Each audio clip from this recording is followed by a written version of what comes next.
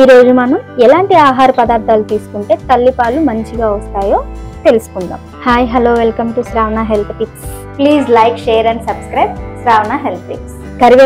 కరివేపాకుల్లో melanin content ఎక్కువగా ఉంటుంది. ఇది రక్త ప్రసరణను మెరుగుపరుస్తుంది.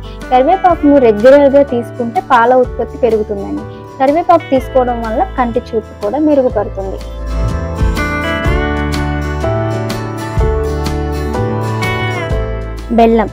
బెల్లంలో iron, potassium, magnesium, phosphorus content ఎక్కువగా ఉంటుంది. ఇవి పాల ఉత్పత్తిని పెంచడంలో కూడా సహాయపడుతుంది.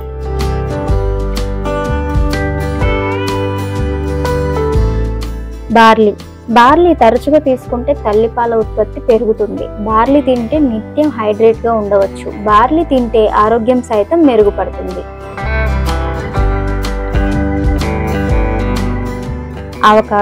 ఆవకాడోలో ఆరోగ్యమైన కొవ్వులు అధికంగా ఉంటాయి. ఇవి తల్లిపాల ఉత్పత్తిని పెంచడంలో సహాయపడతాయి. ఆవకాడో పాలిచ్చే తల్లులకు సరైన శక్తి వనరులు.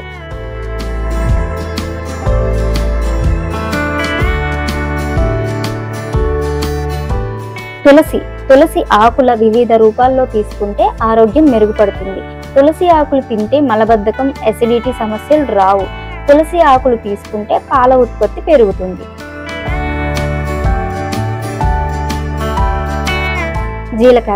జీలకర్రను రెగ్యులర్ గా తీసుకుంటే జీర్ణ వ్యవస్థ మెరుగుపడుతుంది.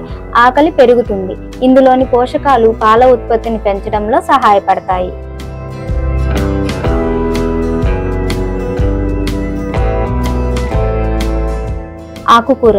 ఆకుకూరల్లో folic acid, vitamin A, C, K content ఎక్కువగా ఉంటుంది.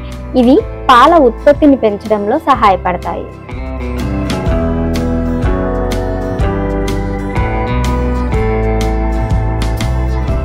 వెల్లుల్లి తింటే రోగ నిరోధక శక్తి మెరుగుపడుతుంది. వెల్లుల్లిని రెగ్యులర్ గా తీసుకుంటే గుండె జబ్బుల ప్రమాదం తగ్గుతుంది. వెల్లుల్లి తింటే తల్లిపాలు ఉత్పత్తి వేగంగా పెరుగుతుంది.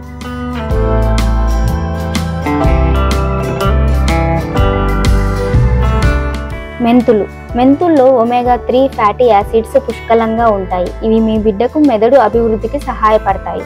మెంతి ఆకుల్లో ఉండే పోషకాలు తల్లి పాల ఉత్పత్తిని పెంచుతాయి.